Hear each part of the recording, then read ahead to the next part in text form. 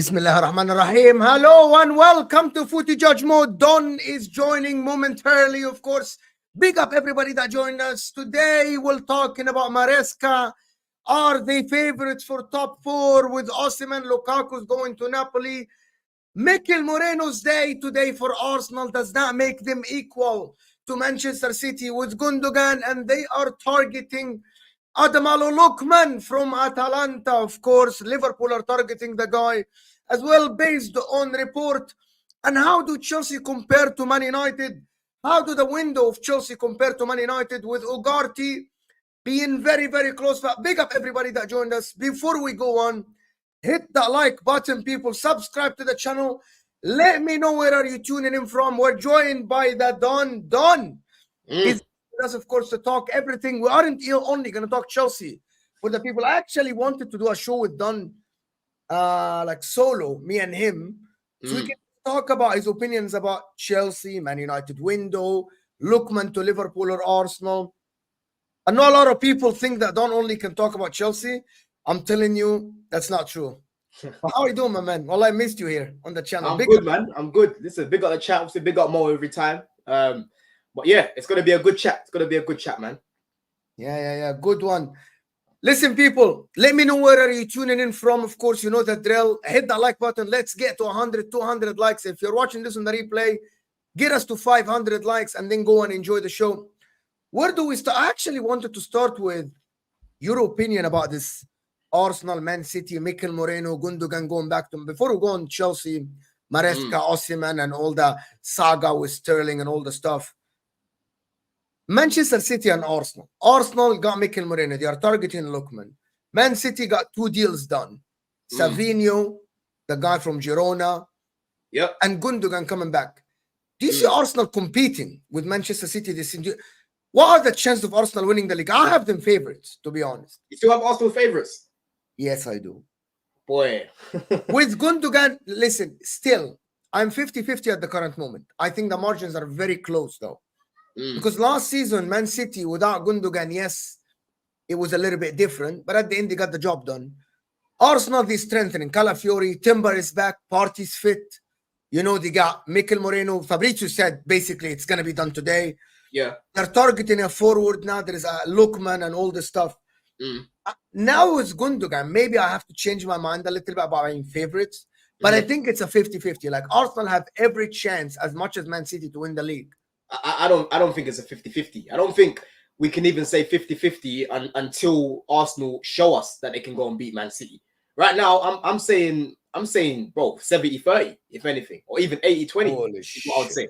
That's what I'm saying, bro. Because they've just gone and bought Savinho, who I was watching live at the bridge the other day, This ain't no joke, Mo. They had Oscar Bob, who was meant to be starting for them, and they didn't even miss him the other day. And he's another one that's going to come back into the team as well. I'm looking at Arsenal's attack. Apart from Saka, bro, you know, I know Havertz has improved, but who was it that got them the goal the other day? It was Saka. Both of them. Havertz. He scored the second goal. He scored, he assisted Havertz, didn't he? That came from him. And I'm looking at Saka. If he goes down, they are in problems up there. If he goes down for an extended period of time, him and Odegaard, it's peak. Because Martinelli's been stinking out the place. And most Arsenal fans are now like, yo, it's make or break here for him. If he doesn't improve, move the guy on. You know? They still haven't got that know-how as of yet. I know they were very close, but at the end of the day, they still haven't got over the line. Every season is different. You know what I'm trying to say? I'm looking at Gundogan. They're bringing in know-how. They're bringing in experience. They're bringing in someone who's quite clutch. They're bringing in someone who can actually play for Rodri. So Rodri ain't got to play every single game. They've obviously sent Calvin Phillips out on loan. He's not good enough regardless. But they've still got Pep. You know, they've got Haaland. They've got hella world-class players, bro. Do you know what I'm trying to say?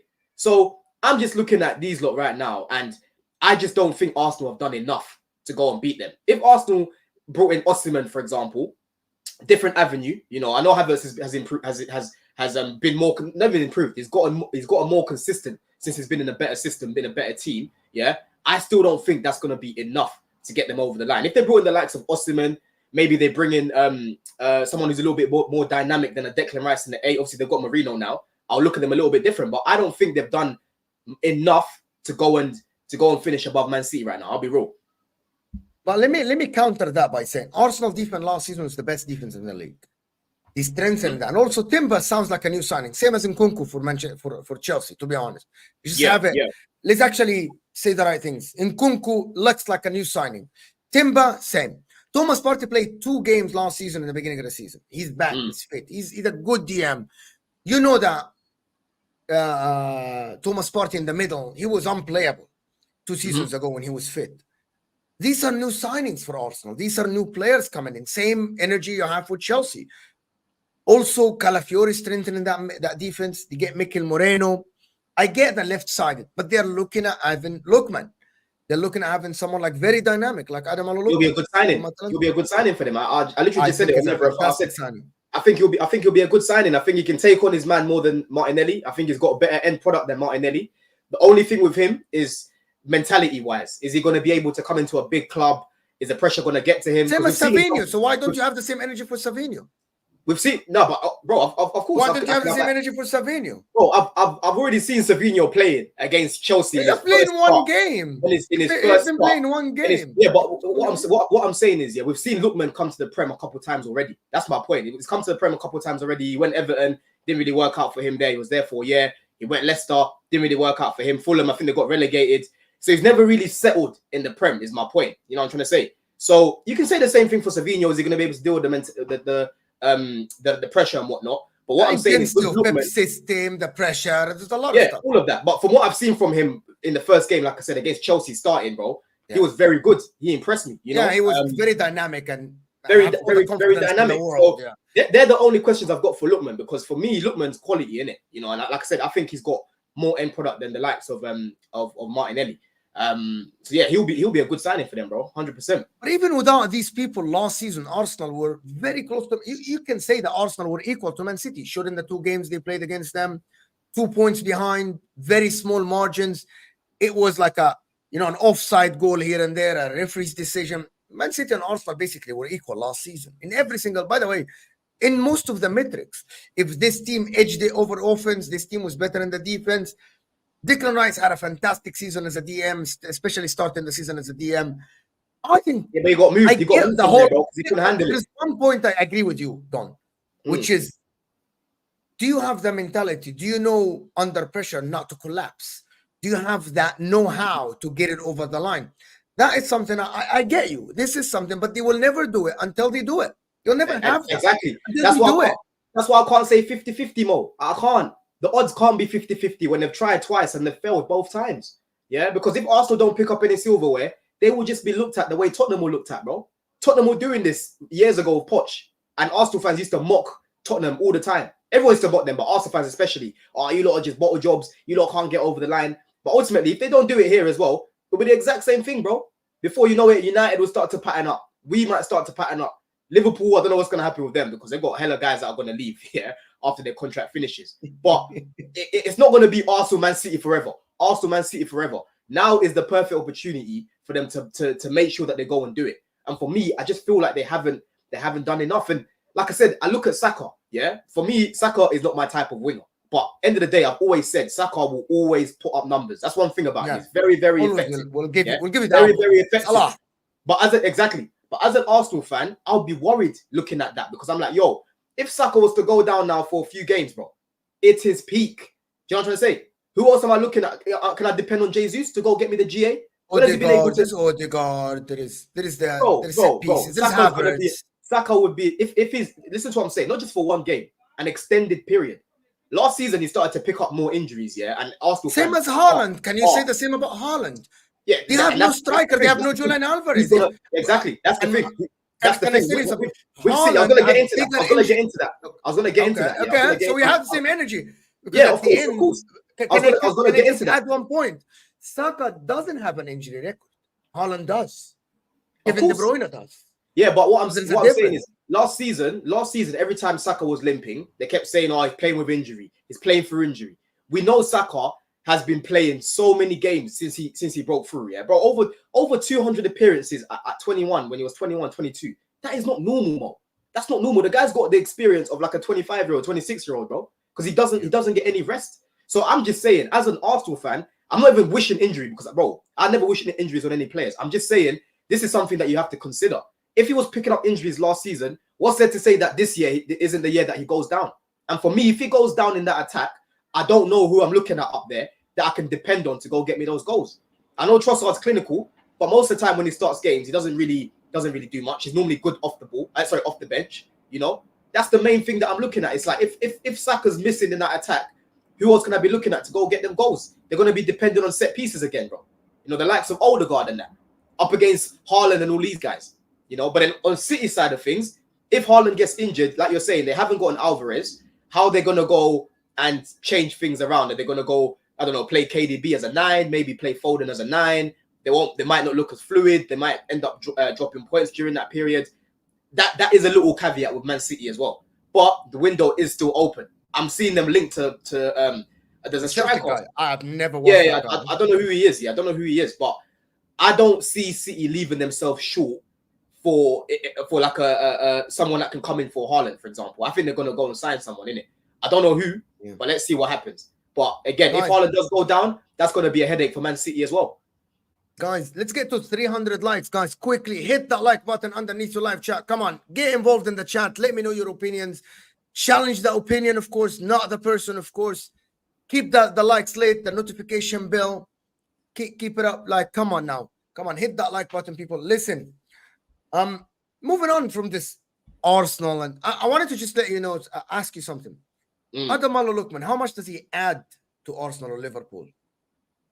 Bro, like I said, he adds goals, he adds assists, you know, he adds a threat, he adds, you know, someone who can take players on. He adds a threat to the team. And again, even if it doesn't start better games, than Trossard? Is he better than Martinelli? I think he's better than Martinelli. I think he's a better player than Martinelli. In terms of finishing, I think Trossard's probably the better finisher. But Lookman's got a clean finish on him as well, bro. Remember in the final Europa League, the guy scored a hat-trick, innit? He scored a hat-trick in the final, bro. Yeah. I like him, innit? He's a baller. He's a baller. I respect him as well because he made it late, bro. This guy was still playing Sunday League late. He only got signed by Charlton when he was like 15, 16, bro. And at that age, it's very hard to make it through an academy, bro. So I respect his grind, you know. He will definitely be a good signing for Liverpool or Arsenal, bro. 100%. You believe if Arsenal get Osimhen, that changes everything for you? If they get Osimhen, I'll probably say that, yeah, they're favourites. I wouldn't say favourites. I wouldn't say favourites, but I would lower the percentages. I'd probably say 60-50 at that point. Yeah, maybe. We'll see how it goes. Because Man City have brought Gundogan back now as well. I haven't watched him over the year. I'll be real. I haven't watched him over the year. He might be a different player. He's gotten older, you know. We'll see, innit? But he still creates a lot of chances. Having that guy in the team, bro. He plays with here, bro. This Gundogan guy plays with this. It doesn't play with like the athleticism and stuff. Yeah. He plays with this, bro. Exactly, bro. And he provides cover for Rodri as well. Yeah. Listen, for Chelsea though, I'm gonna get your opinion on the Sterling situation, especially taking the number from him. Because I had this argument with Terry and HUSAM yesterday on Straight Facts. Taking the number for him, giving it to Neto. Do you think that's the right treatment for Sterling? Bro, I keep seeing people, oh, is that the right way to treat these guys? Oh, you know, you can't be putting him on a program the other day, and now all of a sudden he hasn't got a number. Bro, it is football. Yeah, this is the brutal side of the game. Yeah, if a manager doesn't see you as part of their plans, it's not personal, bruv. It's part of the game. He wants to make sure that the team improves. You know, Sterling, the time that he's been here, 325k a week because Todd Bowley was running about thinking he knows everything and gave him a mad contract. But if Todd Bowley knew what he was doing, he would know that Sterling was on the bench before he left Man City. He would know that he wasn't a guaranteed starter anymore and he was being phased out by Pep. He would know these things, but because he came in, he saw a big name. He said, "Yeah, this guy's world class. Let me give him the big bag." But the past 2 years that he's been here, Mo, he has been underwhelming. The first year, I gave him a little bit of overrated. By the way, he's the most overrated player because his time at Chelsea. Bro, nah. Let me get into it. The first year, I gave him a little bit of grace because that team was shocking. And I said, with Sterling, yeah, you need to put him in a ready-made team. That team was poor. We had so many players that wanted to leave. We had a manager of the worst mentality. I was like, cool, let's see how he gets on next year. Last season, bro, there was no excuses for this guy because the quality in the team improved, right? And he was still stinking out the place. He's nearly 30, and there's so many games, Mo, he's playing like a 17-year-old. Honestly, there's times, yeah, where Mudryk looks better than this guy. and he's getting 325k a week. That's not acceptable, bro. You know, and off the ball as well. He is very lazy, bro. Very lazy. I can give you examples when we played Brentford last season at the Bridge. He's not tracking back, yeah, and then he just lets the winger whip it in. Before you know it, Rico Henry at the back post, he just heads it in. Yeah, there's bare examples I can give you where off the ball he just doing that little thing he does with his arms, little T-Rex. I told Yeah? this to Terry. He asked me why would Sterling not work at Arsenal. I told him the main reason the guy's lazy, selfish. Bro, he's lazy. He's so lazy. Arsenal are a team that work for each other. He doesn't. He doesn't work for. Bro, he doesn't. He doesn't. That's what I'm saying. He doesn't work for the team. And in front of goal, he can be so selfish, bro. Yeah, so selfish. Do you know what I'm trying to say? A day before Christmas, Mo. A day before Christmas, we play Wolves. Yeah. Remember, just before half time, we're through on goal, Mo. Palmer is right there. Maguire is right there. He refused to pass. He refused to pass. He done the same thing against Aston Villa at home. That game, that's the game when Gusto got sent off. He refused to pass. There's a couple examples where he's done that, and I'm like, yo, you are an experienced player. If you're gonna take the shot here from that close, you have to score. You have to score because the pass is right there, and the man just needs to roll it in. So end of the day, and if you go check his stats as well, yeah, in terms of taking on his man, because one of the things that I like about wingers is when they can take on their man. Every single season, bro, his take on stats have gone down. Even when he was at Man City, they're going down. And it's clear to see why they're going down when I'm watching him. Because the ball just gets pinched off of him, bro. There's times where Sterling's in all this space, he just gets tackled. The ball just comes off, they just take it off of him. But here and there, Mo, he'll give you he'll give you a performance like what he did against Man City where he cooked Kyle Walker. He'll give you a performance like what he did against Arsenal in the first half at the Bridge. He'll give you a performance like what he did against West Ham. But overall, paying 325k a week for a guy that's very inconsistent. It is a lot of money. It doesn't make any sense. And like you said, he is not technical, bro. And on top of that, he doesn't work hard off the ball. He is not the right profile for Maresca. If he was in the market right now, Maresca would not be looking to sign him, and neither would Chelsea. Can I ask you something? Do you think it's fair that you have the privilege as a club to do this, where you can just bench or sit a guy aside like this, and Man United can't? They had to deal with the Casemiro. They had to deal with the Maguire. They have to deal with what they have. Do you think it's fair? But bro, that's their problem for not having standards. Clearly, these lot are trying to rectify the mistakes that they've made because Sterling's thinking out on the pitch. You know, every single week Chelsea fans are complaining about Sterling, but now the reality has hit them that he's actually getting frozen out. It's, oh, we can't be treating him like this. If Sterling was performing, Mo, that would be a completely different thing because it's like, yo, this guy actually did quite well. That's why, for example, like Chalobah. If he does this with the Enzo, would you accept that? There was backlash with Chalobah, and I understood it, yeah, because Chalobah actually improved and did better. And for me, I would have rather kept him instead of getting rid of Disasi.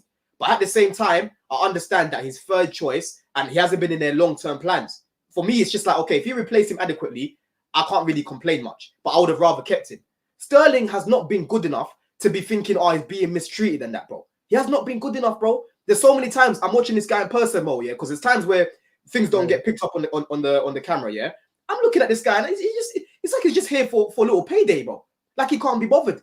And that's one of the things. I swear I said that 2 years ago and you told me no. Bro, 2 years ago I told you this and you said no. I wanted the energy. Yeah, you. I didn't say that. 2 years ago, just listen to me. 2 years ago I told you it's all wallahi done. It's about the body language, and you get what I mean. You go to stadiums and you know when players have body language is that they don't give a shit. They are here because they were offered a good contract, and he was offered London, Man City. Yeah, in London. I said it after watching him 10 games. This guy is not playing for the rest of the team. He doesn't care about the project. He plays for himself. He wants to be in the England team. I saw it from the first thing. I'm not saying I'm better than I say, but because I played football, you do. You can tell when a player wants his teammates to succeed, not only him.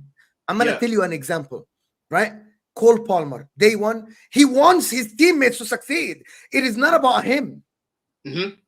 I felt Sterling cared about the payday, the paycheck, bro. And it showed 2 years later. It showed. One of the questions that I had at the time is what's going to be the motivation for Sterling, because he's basically won everything apart from the Champions League. Yeah, he's coming back to London now, and for me, like I've said, I was still looking at the team because at that time we didn't have a striker. We still had Havertz up top, and Sterling has always worked best when he's got a striker, yeah, in and around the box. And then we signed Aubameyang. I said, okay, cool, let's see if that helps him. But he was still bad. he was still poor, you know. And Sterling has never really built a connection anywhere he's been. At Chelsea, he hasn't really built a connection with the fans. At Man City, I felt like he was disrespected at Man City because he did a lot for them. Yeah, he still never really built a connection with them. Liverpool, he kind of had a connection with them, but not a really strong one, you know. So I've always looked at him and thought, this is a guy who is on the downward spiral. I'd rather focus on the likes of Madueke, who aren't the best, but they can still improve. They're Madueke, but Madueke improves his end product. He can be a top player. I like Madueke. People, Madueke. And HUSAM, I know you try to cook Mudryk. I know you try to cook Mudryk, yeah. No, honestly, the problem with me is that I see the football times. ability of Madueke. Don, you see the football ability in Madueke, right? Yeah, you see the left foot. You see the football ability. Mudryk, I see someone who doesn't have some basics of football. First touch, weight of a pass, weight of a cross. This is very hard to improve. Madueke, as you said, you can see the football abilities. It's about decision making sometimes. It's about when to shoot, when to cross, when to. Mudryk lack basics, bro. But that's what I'm saying, though, Mo. There's certain games where Mudryk looks like he's never kicked a ball in his life. Exactly.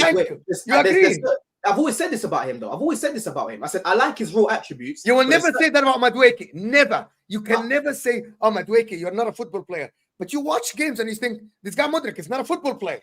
I know, and that's what I'm saying. And there's times where Sterling would look even worse than that, bro. That's my point. And he shouldn't be looking like that when he's had all this experience, bro. Nearly a decade in the Prem, and you're looking worse than Mudryk. You know what I'm trying to say? But there's certain times where Mudryk actually looked decent.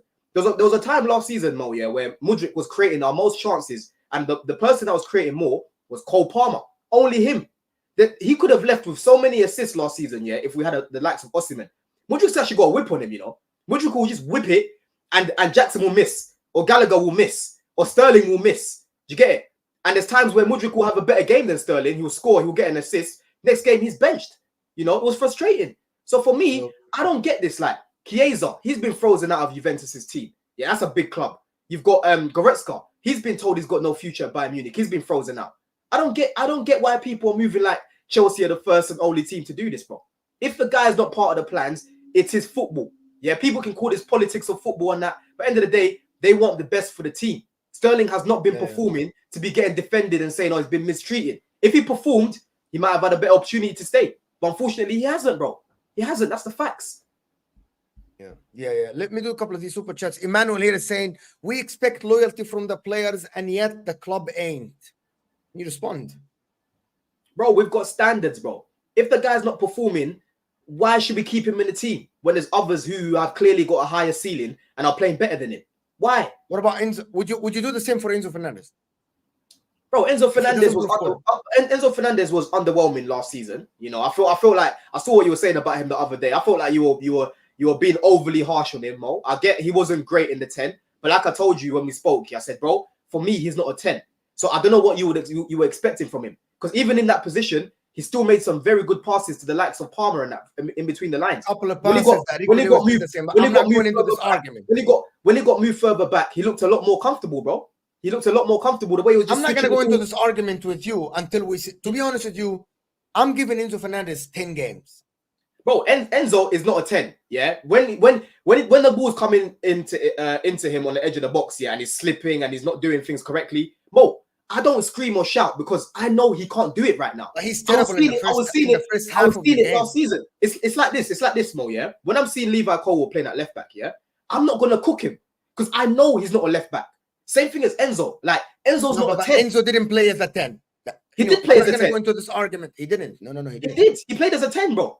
No. He played it. He received the ball across. Okay, let me elaborate. And I don't want to go into this argument. I know you were at the pitch. Enzo Fernandez, okay, 50% of his passes were in the middle third. Okay? Yeah. 30% of his passes were in the beginning, the first third of the pitch with you. This when he lost the ball 3 times in a row. In the first third, Don, he was all over the place. He was playing everywhere. He was asked to be the guy to continue the late runs to the 18. That's why people thought he's at the 10. No, he was getting involved in the build-up play. Bro, He was getting involved in the build-up play. Oh, no, he wasn't involved in build-up, Mo. I don't know, bro. He gave the ball 3 times in your half. He gave the ball 3 times in your half and one half. Mo, we played a 4-2-3-1. Yeah, we had a pivot of Caicedo and Lavia. That's on paper, Don. On paper, Don. It wasn't on paper, bro. On paper, I thought what we were gonna do. I don't want to argue this. No, we'll move away from Enzo. I don't want to argue this because it's gonna waste a lot of time. I know. Let me just make a point. When I saw that lineup, I thought Enzo would be playing in left centre mid, yeah, and I thought Caicedo would be playing right centre mid. As soon as the game kicked off, I could see the shape because I was sitting behind the goal. It was Caicedo and Lavia in the pivot, and Enzo was the furthest man in the 10, bro. That's why he kept getting the loose balls and that. And I kept saying, I even tweeted it. I said, bro, Enzo needs to come off at halftime, put Palmer in the 10, and put Neto right wing, or put Nkuku in the 10 and put Neto left wing. That's what I said. But Madueke, bro, Madueke should have played. Yeah, Madueke should have come on, but we should have had direct winners that game. Said that many times. I don't think Enzo was as bad as what people were making out. I think he was non-existent. I think he was non-existent because he's not a 10. That's true. I think he was non-existent. My response is that he was horrific. He deserved to be subbed out after 20 minutes. But that's my personal opinion. I thought he was hurting the team on and off the ball. He's too slow. He's not built. Lavia and Caicedo, I think. And you can, in my opinion, I look at the manager for that. Lavia and Caicedo are better football players suited to the Premier League than Enzo Fernandez. I just think that he was played in the wrong role. That's my opinion. And for me, I didn't mind him coming off at halftime, you know. Enzo doesn't need to start every game, bro. I wanted to talk about Chelsea from a different perspective. Yeah. I wanted to get it, but let me just do this. Thank you so much. W's for my guy, Jay Lee, for supporting the channel. Keep grinding, gentlemen. Sub here, and the Don's channel is pinned in the second line of the description. He's doing shows. He's not consistent, but we're going to make him consistent. I'm consistent, bro. What do you mean? I'm outside, man. You are not consistent. Do you do a show every day? Oh, no, not every day. Not every day. You got to do every day. Give the people an hour every day on your channel and see your channel grow, bro. Give your people an hour every day and you'll see your channel grow more. But Don's channel is in the description, people. Go support the guy. Hard-working guy, always here on other channels. Football Terrace, you'll see him on HUSAM. Every time. We're trying to make him consistent here, me and him, but we'll see how it goes. Thank you so much, Jay, for the support. Appreciate it. Guys, get involved in the conversation like Mark. At the end of the day, players are employees of the club. If you're not required anymore, they move you on just like any other job. Listen, I will never blame Chelsea. I will never blame Chelsea if they pay Sterling and let him go. Like any other, if you get Mo, by the way, pay the guy as long as they don't suspend his wage. That's not our job. If I'm signing a contract with a company, pay me the contract, let me go, I'll find another job. Exactly, bro. If Chelsea suspend his wage, I'm gonna start asking questions. And the thing is, we even kept it internally. It's him that came out and made that statement. Yes, I said that to Terry yesterday. If you watched yesterday, I challenged Terry. I told him the one who started was not Maresca. It was him. Sterling Cam asked for, I need a clarification. Maresca said, here is your clarification. Mo, and I said at the time, I said, bro, it was very selfish for him to even put that out, yeah. Because what? We're living in a time now where if you're not in the squad, you have to release a statement, bro. Like, can't you just think to yourself? And the thing is, that didn't help him because that pushed him out even more now. That pushed him out even more. Because look, if you're performing and you come out of a statement, you'll get more people backing you. The guy's talking about, I'm committed to Chelsea and all of these things. Bro, he's not showing it on the pitch. Everyone's looking at him like, you're a joke, man. You're a joke, man, for this. Yeah, let me take the conversation a little bit to a different side. Guys, 700 people here. Let's get the likes up, people. Support the channel. Let's get to 400 likes like the show yesterday. You guys got us to 400 likes. The show was fantastic, amazing. It got to new people who got new subscribers. And if you're new here, subscribe to the channel. Talk to me. I wanted to actually take this conversation to a completely different thing. Where does Osimhen take Chelsea? Number one. Second question, after I finish this, is how do you compare your team now to Manchester United? Who do you think is favorite for top four? Let's start with Osimhen. Because I said Osimhen take Chelsea to be favorites for top four. Yeah. I don't want your hopes. And I don't want your hopes. I want that what you think. I know that you think the target is top four. This is what you as a fan. But I want to see reality. I want to talk about where do you actually think this Chelsea team can finish? Where do you think they should finish? I think for now, I've already put Chelsea in the top four because I think we've got the squad to do it. You know, I felt like we didn't have the manager to do it last season. I know we missed a lot of big chances in that year, which is, you know, a fair enough thing to say. But I feel like there were so many players that we didn't see the best of them because of how Poch consistently set them up. And when they decided to fix up at the end, you saw that performances like Cucurella and that started to improve, and we stopped depending on Cole Palmer. And for me, I believe that Maresca will help the team a lot more than what Poch did, which ultimately will mean we're playing better, which should mean that we're getting better results. But the biggest headache right now is we haven't got a striker, bro. Jackson is not a striker, bro. The guy came up as a winger, and it's very clear to see. Like the other day, he's through on goal. Enzo just slips it through to him, playing in the 10, by the way. Yeah, he's trying to do step overs and all that. Osimhen's not doing that, bro. Haaland's not doing that. Do you get what I'm trying to say? In the box, we got another chance as well. Jackson, he kicked it straight at Edison. The likes of Nkuku and that are just going to finish that. Haaland's going to finish that. And that was the main difference between us and Man City the other day. In the box, in both ends, we weren't good enough. Do you know what I'm trying to say? So, end of the day, for me with Osimhen, that gives me more confidence that some of the balls that are getting whipped into the air by Neto, by Cole Palmer, they'll be headed in. Because aerially, Osimhen is very good in the air. Do you know what I'm trying to say? And on top of that, in front of goal, I trust him more than I trust the likes of Jackson in front of goal. You know, and his movement off the ball is very good as well. So yeah, I think it will definitely help us with in getting top 4. United right now, I still think we're better than them. I still think we've got a better squad than them. We still need to build a team. That's the main thing, because like I said, we've got a lot of players. We don't even know what Maresca's gonna do tonight. We don't know what he's gonna do against Wolves, because there's just so many options to pick from. You know what I'm trying to say? But we were shit majority of last season, and we still finished above Man United. I look at them and their depth. I'm not really worried about them, bro. You know, they have Rashford 5 signings, bro. They bought 5 signings. They got what? 5 signings. They got 5 and signings. some of them are injured already. You got Euro out. Euro out. Euro, Mazraoui, De Ligt. Yeah. Mazwari is another one that's injury prone. You know, you've got who else? Euro just got injured as well. You know, I'm not really looking at their players. I'm looking more at their team. Yeah, what can Ten Hag do this time round? Because he was an absolute mess last season. And when I watched their game against Fulham, to be fair to them, they were the better team. They created some good chances. They should have been at least 2 goals up in the first half. But I'm still looking at them defensively, and they still look quite vulnerable, bro.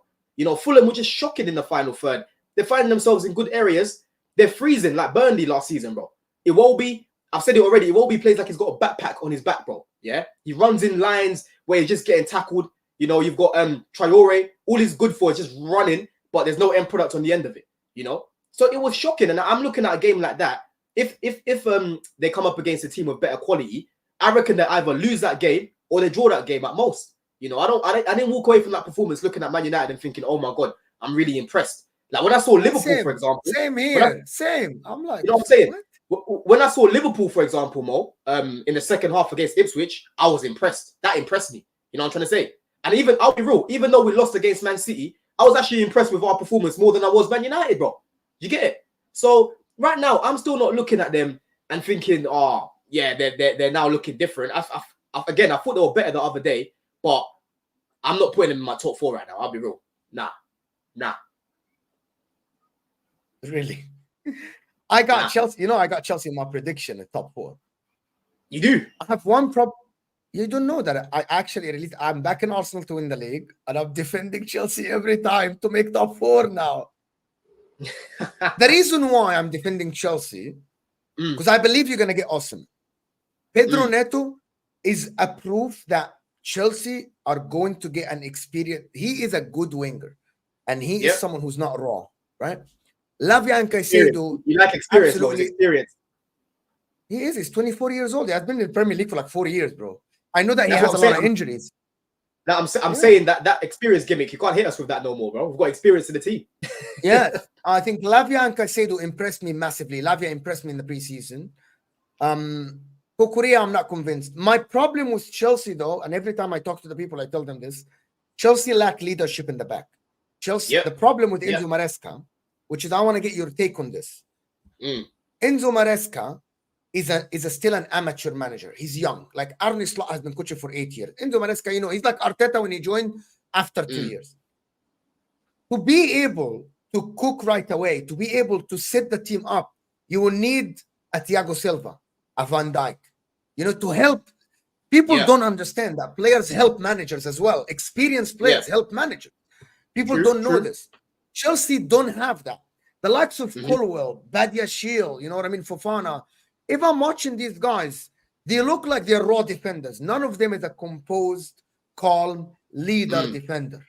The likes of a Van Dijk, Diaz, you know what I mean? Even a Gabriela, Arsenal, Saliba sometimes. Chelsea at the current moment need a center back that will be able to calm everyone around. Everyone. When shit hits the fan and the other teams are attacking you, you don't have that defender. Yeah. And Maresca isn't helping himself defensively. The team setup is wrong. There is much space between the defense and the midfield. You think it was wrong? Are all over the place. I thought we defended. I thought we defended very well. I'm gonna tell you why. It took one moment for your defense to be far from the midfield of you, to have 4 players of Man City between your midfielders and your defense. Bernardo Silva, Haaland, Doku, and Savinho. All of them were between your midfield and defense. This is when the goal was scored. What, for the first goal? For the goal, yes. For the first goal, Bernardo Silva who touched the ball. Doku, there was mistakes, yeah. So Doku had the ball on the left. If you look at Fofana, he was ball watching, yeah, because but that's what Bernardo, I mean. That's a coach. That's what I'm saying. That's what I'm saying. But yes. Fofana, so you agree? Fofana, that's what I'm saying. Like, if you're looking at that goal, obviously Maresca's gonna, you know the analyze. You have seen it in pre-season. You know what I'm talking about. The setup for Man City normally when the defender compact together. I think Chelsea's defense setup is not the best. And Maresca, and I'm telling you, I have a reason. Can I have a reason? Good the other day, I have a reason for it. I have a reason for it. The reason for it is that Enzo Maresca is a Pep disciple. Pep relies so much on offense. Pep relies so much on having the ball. So his 70% of his coaching is, Mourinho said that, 70-80% of his coaching is when we have the ball. How are we going to go forward? How are we going to build up the play? How we do this? How we do that? Yeah. Maresca is even a younger Pep. You know what I mean? He's still a younger Pep. So I don't think Maresca has the experience to set up the defense when you have all these defensive players. I'm surprised you're saying that because in comparison to what you're saying right now, I would agree with it from the performances we saw in pre-season. Yes, in pre-season on the transition was looking very vulnerable. Yeah, if you remember the first 2 games, he tried Reece James inverting, that didn't work, right? He tried Gusto in there on the transition, it was still a bit bad. You know, these guys were still learning, bro. They were with him for what, 2 weeks, right? But what I saw against Man City off the ball is that Caicedo and Lavia did a very good job screening in front of the centre backs, bro. And off the ball as well, there were certain parts where it was winning the ball back within like 5 seconds, bro. They were just scrambling, getting the ball back and winning it. I didn't look at that game and think, oh my gosh, we're constantly being done on the transition. Man City, they've got dangerous wingers, bro. If you give Doku the ball on the wing, he's gonna try and run at you. And the same thing as Savio. And that's what I wanted to see. That's what I wanted to see from my team. But unfortunately, he started Cole Palmer, and he started what's his name, Nkuku. These guys are not touchline. But overall, in terms of the defending, bro, like we just always have little moments. For the first goal, you know, Doku, he passed the ball to Bernardo, tried to pass the ball to Haaland, yeah. Fofana was ball watching. Bernardo Silva was very smart because when the ball was about to go to Haaland, he just got his foot on it because Cole was about to intercept it. But in the box, Cole was not tight enough, bro, not aggressive enough. I could never see Thiago Silva in his prime getting shifted like that, bro. Or John Terry or Gary Cahill. And that's where I agree with you. We haven't got a dog at the back like a Rudiger, you know. A leader as well. You don't have a leader as well. You don't have a leader. We haven't got a leader back there. So Haaland, he was just... That's why I really hope Chelsea get a centre back. We're rumored to get one. I went on a show and I said, these Chelsea people, if they are smart, they jump on Gehi, bro. They get Gehi, the captain of Crystal Palace, captain. I know you're not convinced with Gehi, but I think he's a top defender. And he will fix your defense. That's why I'm saying. People in the chat, I'm seeing people in the chat saying, Poch set up a better defense. I don't know, you're crazy, bro. Poch's defense, we conceded over 60 goals.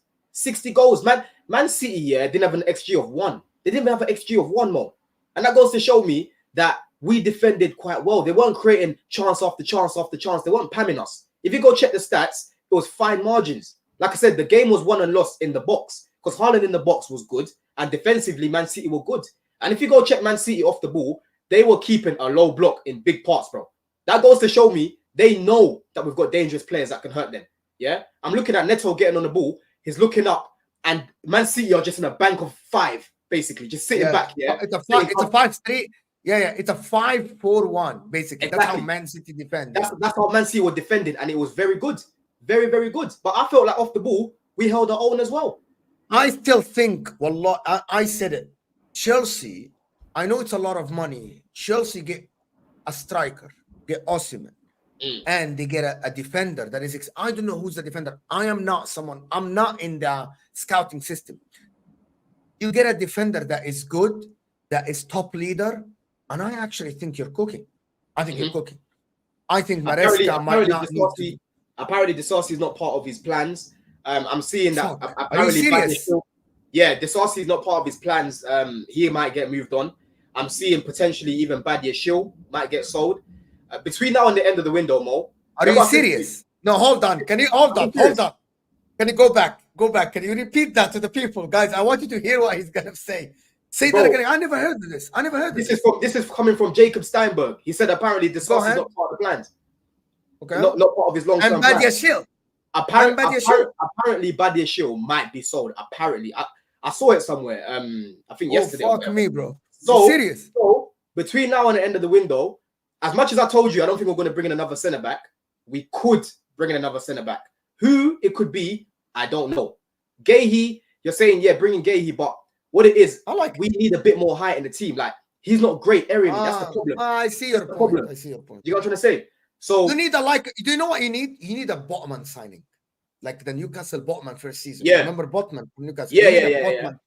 Someone that scouts someone that we don't know about, get the guy in, up and running, lead the defense. Botman was phenomenal. You remember the first season? He was arguably one of the best defenders. Newcastle. This is the thing, though, at the same time, I said this to you on WhatsApp as well. Like, ideally for me, in an ideal world, I want a defender back there like a Rudiger, like a Thiago Silva, a leader back there. Yeah, but if that doesn't happen, bro, we need to make sure that we have a pairing that keep learning together, right? This is Maresca's job. Maresca's job is to improve these players, yeah. And Levi Cole and Fofana, I think that was the first time they played together, bro. And that's the problem we've had at the back. It's been constant chopping and changing since Graham Potter.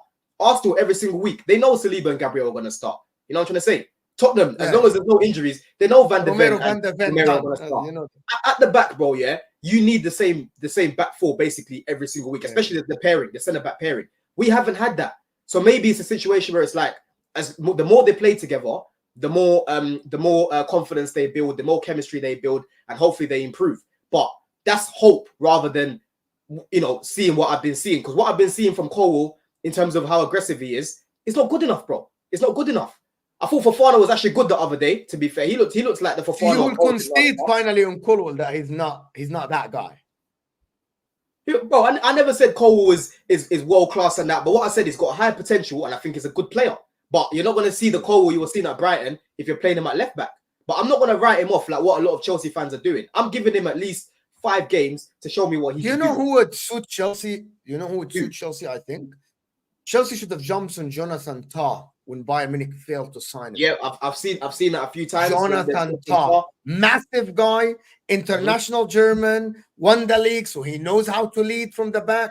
I think Jonathan Tah would have been the guy for you, but it's hard to negotiate with Bayern Leverkusen, especially if they're going in to play Champions League. It's hard.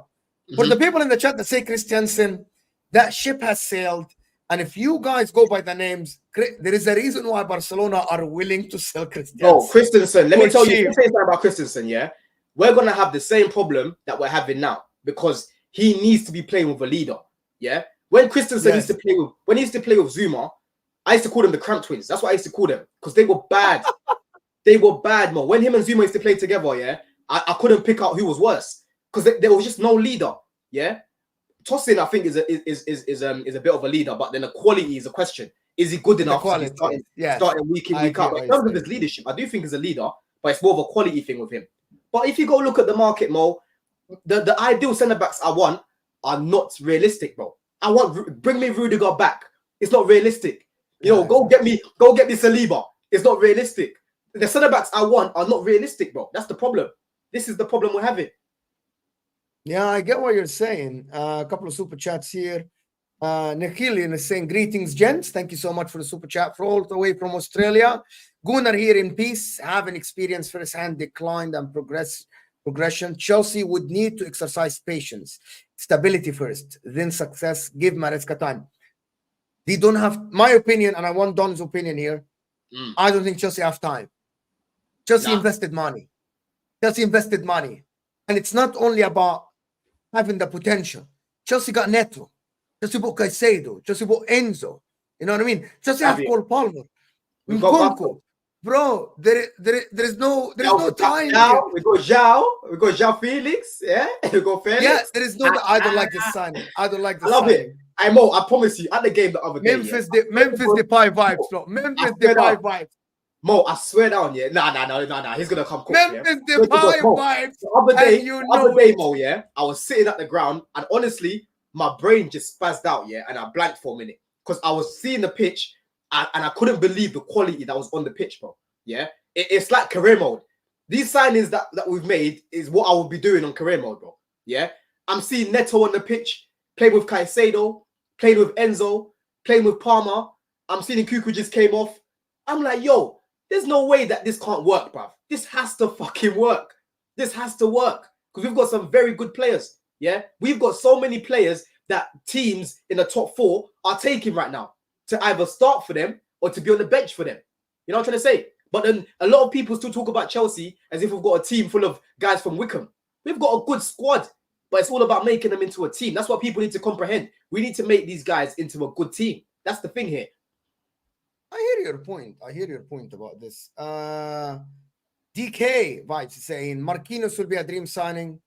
I don't watch PSG. I don't watch PSG, but from people that I've spoken to who do, they're saying that he's not really the same anymore. I don't want to just go for a name. I actually need to watch these guys and see what they can do. But yeah, I don't know about Marquinhos. I would like Chelsea to get a centre back from the Premier League, to be honest. I don't know who, but a Premier League centre back would help them massively. The problem with your team is, as you said, it's not a team anymore. And I think you like a centre back and a striker. These two are a spine as well. Oh, by the way, you like a goalkeeper, bro. Bro, you see Sanchez, Mo. You see Sanchez. Petrovic is okay. Can you? Isn't Petrovic better? Be honest. Once, be honest. Bro, isn't Petrovic better than him? Bro, I'll rather listen. You see Petrovic. The problem with Petrovic, look, he did well when he came in. Towards the end, he started doing some Sanchez shit as well with them shot stopping. Like it was bad, but he's not good with his feet, Mo. He's very uncomfortable. Yes, he's not. Yeah.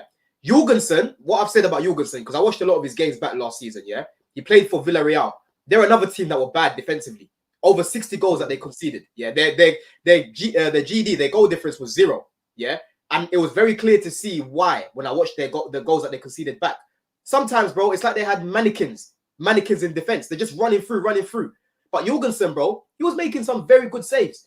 The main concern that I had with him is I'm seeing him making certain saves that are being parried into danger. Yeah, and I don't want to be seeing that because Kepa used to do that a lot. That was the main thing where it stuck out to me. But in terms of his ball playing ability, he is very comfortable in the ball. No, he's not a good goalkeeper, Don. He's not a good goalkeeper. Bro, he's decent. A good goalkeeper. He's decent, yeah. But let me tell you the point. Let me tell you the overarching point of Jorgensen.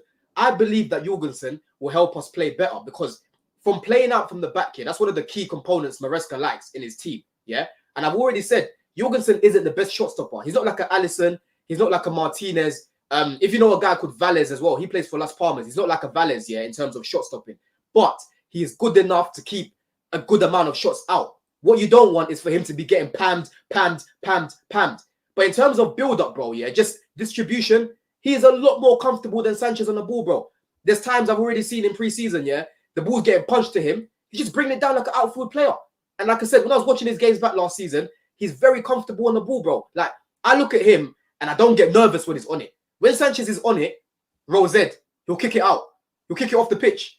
He'll kick it. He'll see, I promise you, bro, he'll look at the midfield, yeah, and in his head, humans haven't got bones. So he'll just kick it straight to a Man City player. He'll kick it to an Arsenal player. He'll give it back to Declan Rice as if there's ghosts in the midfield. There's bodies in the midfield. He's kicking it straight at them. It doesn't make any sense to me. Do you get it? So I've had enough of this guy. Jorgensen needs to come in today, and I hope he has a very good performance to the point where he keeps his place for the weekend. Because I can't deal with Sanchez no more.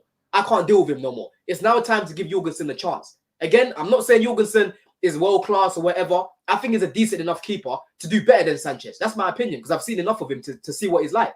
You know what I'm trying to say? Yeah. What do you see that? You mentioned something in the beginning. I know you spoke about this with the other guys. And I want to, because Liverpool fans, and I asked this question for some Chelsea fans. compared to Liverpool, because I have heard a lot of Chelsea fans saying our project in 2-3 years would take over from Liverpool because the players that are leaving, blah blah blah blah. Do you believe that? Do you believe that you are on to take over from Liverpool at least? Oh, I told Mons this last summer, yeah, because he was like, "Oh, how can you say that you're more attractive than us?" I said, "Bro, in the short term, yes, you are more attractive than us because you've just, finished. You've still got Klopp, you've still got elite players in your team. Right now you've still got winners in your team. But end of the day, players will be looking at a long-term project. As much as they want to come to your club, they'll be talking to the owners and talking to the sporting director. Okay, cool, I'm gonna come, but who else are you gonna sign?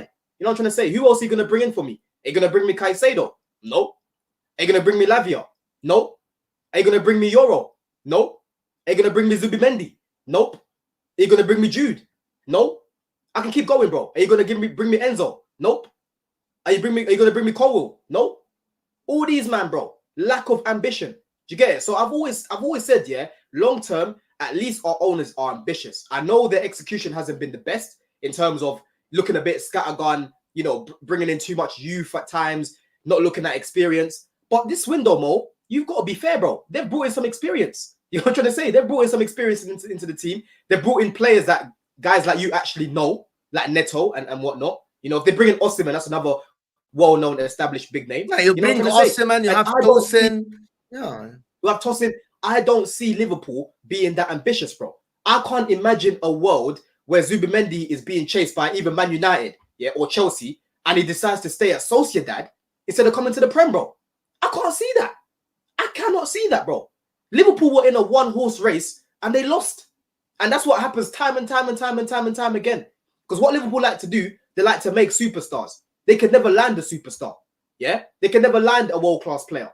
Mane, he was at Southampton. Salah was playing in Italy at the time. Yeah? They'll go sign the likes of my man at Brentford, in Mbuemo. That's the type of signing Liverpool like to make, where they can build them up and make them a better player. That's what they like. So I've always said, bro, ambition-wise, we are more ambitious than these guys long-term.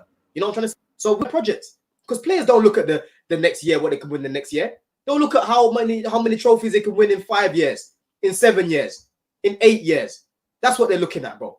Yeah, and do you trust FSG to spend? No, because they haven't got a good record of doing it. Yeah, that's a problem. The problem with your project for me is Maresca. This Maresca guy is gonna be a hit or miss. From what I've seen, offensively promising. And I said that in preseason when I did with Ziad and the other with Shaz. And I said, offensively, he looks like he can set a team. Against Man City, you had opportunities. If you had a striker, this game would not have ended 2-0. Would not. Defensively, he still questions experience. We haven't seen the guy in-game management and all the stuff. We haven't seen it. We Bro, still yet to see. We've seen one game. He had the third best defensive record last season, by the way, at Leicester. Yeah, but I never look at managers. When I watched their games back more, one thing that I spoke about, yeah, because I wanted De Zerbi, yeah, but the biggest concern that I had of De Zerbi, I wanted De Zerbi, but the biggest concern that I had is defensively, he leaves his team too open. You get it? Yeah. But when I was watching Leicester games back, yeah, off the ball, they were very compact, bro, very compact. And one thing that I noticed as well is as soon as they lost the ball, they would aim to go and win it. And that's what I was seeing the other day with Chelsea, bro. If we can win the ball high, we were doing it. Lavia and Caicedo were pressing high. But if we had to drop off, we were dropping off. And Man City had to keep going wide because they couldn't go through the midfield. If you notice, bro, the other day, most of Man City's threat came from Doku and Savinho. Because through the midfield, KDB didn't do shit through the midfield. Towards the end of the game, yes, Kovacic, cool, he scored that goal. That was a moment of brilliance. But again, Sanchez, that in-game management, you know that, right? The in-game management. You were in the game. Caicedo was run to the ground. You know that Caicedo was run to the ground. Caicedo was blowing. 80, Caicedo was blowing. But the thing is, though, Mo, I've watched. Yeah, he was run to the ground. I've watched a lot of games this weekend, and it's across the board. I'm seeing Man United players not fit. I even watched the Milan game, the first half. I'm seeing those guys; they're not really fit at the moment. It's walking pace. I'm watching Liverpool. Some guys don't look fit. Bro, everyone's got to build their fitness. And I keep telling people, these guys are not robots. They are human beings, just like me and you. Yeah. I get what you're saying. They have to build their fitness. So 5 games in, at least, that's when I expect everyone to be back to Premier League level in terms of their fitness. Do you know what I'm trying to say? But for now, you're still going to be seeing players that don't look fully fit, bro. But defensively, bro, Nice, like I said, we look a lot better than what we did in pre-season. A lot better. A lot better. Listen, guys, there's about 900 people here. We can get the likes up to 500 likes. It will help the show. Thank you for everybody that is tuning in. I wanted to touch on Chelsea as well from a different perspective, since I have you here before we end the show. I know you don't have a lot of time. Is that the young players that are coming in from Argentina, do they have a clear path with signing Osimhen, with Cole Palmer, with Madueke, with Mudryk, with Neto? Do these guys have a path? What are you going to do with all these kids? Listen, just know, Mo, Clear Lake have already shown that they are ruthless. That's one thing about Clear Lake, right? They have already shown guys that they are ruthless. I've already said it's a big year for the likes of Mudryk, because I feel like Mudryk still hasn't had a coach who can develop him properly. You know, Poch is playing this guy and build up. Lampard didn't fancy him. Potter didn't even play him in certain match day squads. But Maresca likes wingers with his sort of attributes. So I've said it's make or break here for him. If he doesn't improve this year, he might be on the chopping block next year, because we've got Esteval coming in. We've got Payet coming in. We've got Felix here now as well. Madueke, same sort of thing. He needs to keep improving. Otherwise, he'll find himself on a chopping block real soon. So that question is fair, because we're signing a lot of people. Where they're going to play. Yes. You know what I'm saying? Where they're going to play. But that's where you know yourself as a footballer, if I don't pattern up, look what they did to Raheem. I could be next. But they have a 7-year and 8-year contract. Modric has a contract ended 2029. Of course. What are you going to do? Madueke has a contract ended 2029. What are you going to do? Of course, you're not, because financially you can't just pay off everyone. You can't just pay off everyone, right? But at the end of the day, as much as people like to say, oh, how are Chelsea going to move these guys on? Did anyone expect Arsenal to come in and offer 65 million for Havertz? Did anyone expect Man United to offer what they did for Mason Mount? This happens every single time. Oh, I hear this all the time. How are Chelsea going to move on their players? We just got Bashir Humphries, 12 million for God's sake, and he's never played once for Chelsea. Whereas Arsenal, they're getting 1 million for Charlie Patino. I got told he's the next Iniesta. I got told he's the next Jack Bullshit. 1 million. Do you get it? So selling has never really been a problem for Chelsea. And I don't look at these owners, because they love money and flipping and profit, yeah? I don't look at these owners keeping an asset and making them become dead wood, bro. I just don't see that happening, because they're all about profit and flipping and doing all of these things. And, bro, they've been very clear from the beginning. Bowley said from day one, we're going to be looking to sign players from all over globally. Some of them will get flipped for more money, and some of them, the best of the best, the likes of Kendrick Payet, the likes of Esteval, they'll be brought into the first team. He's been clear with that from day one, because he said it. He said, bro, Chelsea are a big team. We've come in here and we've recognized that there's so many areas they haven't tapped into. Because Roman used to love the club and used to just spend. But there were so many little things that he could have done to bring in even more money into the club. And that's what they're trying to do, right? And I like that, because at the end of the day, I like thinking business as well as football. People think football is just all about what happens on the pitch. No. All these big names you want to sign, the money has to come from somewhere, bro. The money ain't gonna land from the trees. It's not monopoly money. You've got to generate income, and they're trying to generate income with what they're doing. Omari Hutchinson, we bought this guy for free, over 20 million straight profit on the books, straight prof. Do you get it? So, bro, I think you sold 220 million, the highest club in England this window. Actually, it's crazy. The past decade, we've made the most money, and we're still making more money. So I'm not looking at it and thinking, oh, all these guys are going to be stuck. All these guys are going to be, we're not going to be able to move them on. Bro, I hear this all the time. I don't know what it is about clubs. Maybe they look at Chelsea and say, oh, Chelsea is just a club that everyone goes there, they don't do well. Look at Havertz. Let's go save him. That's what it is. Chelsea have that reputation of not being the best club for players. And certain managers might look at Mudryk and say, I still see something in him. Bring him in. Do you get what I'm trying to say? Because Chelsea, we've had so many players, we've had so many managers. It's not the best environment. So that actually plays in our favor when it comes to selling players more. I'll be real. Can I ask you something? You think your project is going to be more successful than Arsenal as well? Because the way you're talking now, the reason why I asked this question, I'm not here trying to make arguments, but the way you're talking about the project, the way you're talking about your owners, like they're trying to make money from other places, they're trying to bring names, maybe to sell them. Do you think in the long term, you can be more successful than Arsenal? In the long term, I mean 5 years, with the type of ownership you have. By the way, I'm not convinced. That's not me. I'm not convinced that that's the case, because I still haven't seen Maresca. Chelsea, I'm telling you something. There is a plausible situation. Chelsea sitting 8th and Maresca gets sacked by the end of the season. Yeah. Do you think that? Listen, yeah. Arsenal, their Is owners. there a possibility at all? Yeah, go ahead. Bro, there's definitely a possibility because our owners are showing a lot of ambition. Yeah, I know Arsenal's owners showed a lot of ambition last year. You know, no one expected them to come back with the crazy offer they did for Declan Rice because we would never see Arsenal do that. But at the same time, they still need to continue being ambitious, bro. You can't just sit around and be comfortable with the team that you've got. And at the same time, if they're not picking up any silverware, what's there to say Saliba and these guys don't start to leave? Saliba, Real Madrid's come calling. You don't turn them down. He might be gone. Odegaard, another team comes calling that's winning, he might be off. So Arsenal, as much as they're in a better position right now, if they don't start winning, their star players will be looking elsewhere, bro. It's like, yo, we've tried and tried and tried and tried. Let's go to somewhere else where we're guaranteed. Let's go to PSG. Let's go to Bayern. Let me go to Real Madrid. Let me go to Barcelona. Maybe Barcelona fixed up by then, you know? Why that wouldn't happen to you? I'm sorry. Why that wouldn't happen to Chelsea? But the same thing can happen to us as well. The same thing can happen to us. So same energy then. Same energy. Bro. If we're not, I've already said Cole Palmer, you don't win, you're coming sixth. Cole Palmer, Real Madrid come calling, Barcelona come calling. He's like, I'm out of here, bro. Of course, but I'm specifically speaking about Arsenal right now because they're in a better position than us right now. That's the facts of the matter. But guess what, though, Mo? Even though we've been in the mud, we have still gotten further in competitions to these guys, right? We could have left with 2 trophies last season, as mudded as we were, right? One of them we lost because we had a fucking shit manager who told guys to sit back when Klopp brought some teenagers on the pitch. And then against Man City, everyone was crap in front of goal. Everyone was so bad in front of goal, right? The same problems we were seeing last season, you know? But at the end of the day, like I've said, with Arsenal, bro, they're in a good position. They need to kick on. They still need to, you know, they still need to be ambitious. They still need to be bringing in the right signings. They can't just be depending on Saka. But they are. Calafiori, Merino, they're looking for a forward. I'm speaking about they are doing it.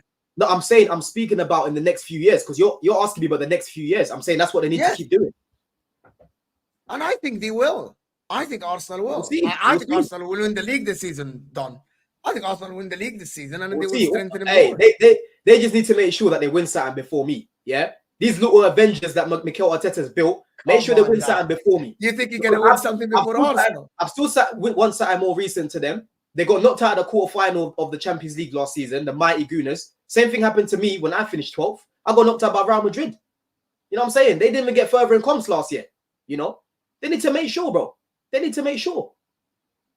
I think Arsenal will win the league this season, bro. As I said, I said they will win the league. I think and when they win the league, I think the stature of Arsenal will get bigger and bigger. I think Arsenal will attract bigger names than what they attracted now. Arteta is going to put his name down as one of the successful managers in the Premier League because I think they are building something. I think watching Arsenal now, I think they are a team that are in contention with Manchester City. I can't wait to play them again, innit? I can't wait to play them again because every time I talk to my friends are Arsenal fans and that. And bro, they beat you 5 last season. What are you talking about? Exactly. There we go. I beat you 5 last season. I knew you were going to say that. I knew you were going to say that. When we played these guys at the bridge, Gunnar Lee talks. Logic says, that's how he was talking to me, yeah? That there's no way that you get anything from us. And I said to him, bro, we're actually playing all right at the minute. The problem with us right now is we keep missing chances. If we take our chances, we can beat you. Yeah, we were 2-0 up against these guys. They were showing no threat. Their first shot came up against us on the 70th minute. Yeah, guess who ruined it for us? That bum in goal, Sanchez, gives the ball to Declan Rice. Yeah. All of a sudden, the momentum changed. All of a sudden, we played them at the Emirates. Poch changed the whole lineup. He changed the pairings. He brought the Cram twins back. Badiashile and Silva. Was it Silva at the back? I don't think Silva wasn't even playing that day. It was I think it was it Disasi that day? Because I remember he benched the 5-0 and Silva. Yeah, he benched Chalobah and Silva. We started Alfie Gilchrist, bro. Jimmy Hopkins. If you know about the game Bully, type in Jimmy Hopkins. That's who we played at right back. Yeah, we had no Gusto, we had no Cole Palmer, right? And we already know that was a one-man team. And I said before the game, I said to all my boys when I saw the lineup, I said, yeah, if you man don't smoke us, you're not a serious team. That's what I said. Yeah, and that game as well. Enzo was, bro, I was at the game. Enzo was finished. That's the last game he played before he had his surgery. I know when a man's injured because I've played football before, bro. Yeah, and you've played football as well. You know when a man's just getting knocked off the ball more because their body's not strong enough to handle what's going on. Enzo was getting knocked about as if he's like a cold, bro. Yeah, and straight after that, he had the hernia surgery. You know what I'm going to say? It was a shit show. But when we played them again, when we play them again, bro, it's not going to be that team. It is not going to be that team that they faced last time. Yeah? Last time I beat them on Daddy's special day. Daddy's 1000th game. I won by 6. And I picked up a trophy at the end of it, bro. They beat me by 5 and left trophyless like me. That's how I can sleep at night, Mo. That's how I can sleep at night. You know what I'm trying to say? So you man battered us, cool. Hold that. I'll hold it. But you didn't win anything. So you're right, Arsenal fans in the chat. Bigger people. You know what I'm saying? You know what I'm saying? It is what it is, bro. It is what it is. Let's get to 400 likes, people. Almost 900 people here. Listen, this has been absolutely fantastic. Guys, let's get to 400 likes before we end. I know a lot of you guys are smashing 5-0. Get us the likes up. Thank you for everybody super chat the channel. Appreciate you, Don. Next time, we'll try to do longer time. People will try to fix a time with HUSAM here as well. He couldn't make it today. But I appreciate you, Don, for coming on. Guys, Don's channel is in the description. Let the people know if there's anything coming on for you, my man. Yeah, man, listen, the content's going to be flying in. Obviously, we're playing tonight. So that's going to be quite interesting. You going to the game? You going? Nah. I'm watching that from home. Servettes. I saw a picture of their stadium. You could see cows in the back, Mo. Cows, bro. You know what I'm saying? So I'm happy that it's not being showed live, because when we play them away, you don't might be seeing cows in the background. You know what I'm trying to say? But yeah, we need to make sure that we win today, man. I haven't even previewed the game. That's how crazy it is. It's not even an option, bro. What do you mean we have to be winning today? Of course we have to win today. If you don't smash these guys 4-5-0, you are in big trouble, bro. Bro, listen, we need to make sure we're winning. I've never heard of this team. But we need to make sure we're winning it. And then, yeah, we need to make sure that we beat Wolves on the weekend as well, because I'm tired, bro. These past 2 years, I've just been tired, bro. I can't be watching cows, bro. Serviette. What type of team? We'll call it Serviette? Serviette? All I know Serviette is the Serviette you use to wipe your shit when you're eating, bro. What's going on? Yeah. Anyway, listen, people, appreciate everyone that joined us. Thank you, Don, for being here. Hit the like button before you go, guys. Subscribe to the channel if you're new. We'll see you guys tonight. We got Shaz. We got Martin. We got Martin Manchester City. We got Jamie Phillips. Appreciate you, people. This will take you to Football Terrace. We'll see you guys soon. We're out of here, people.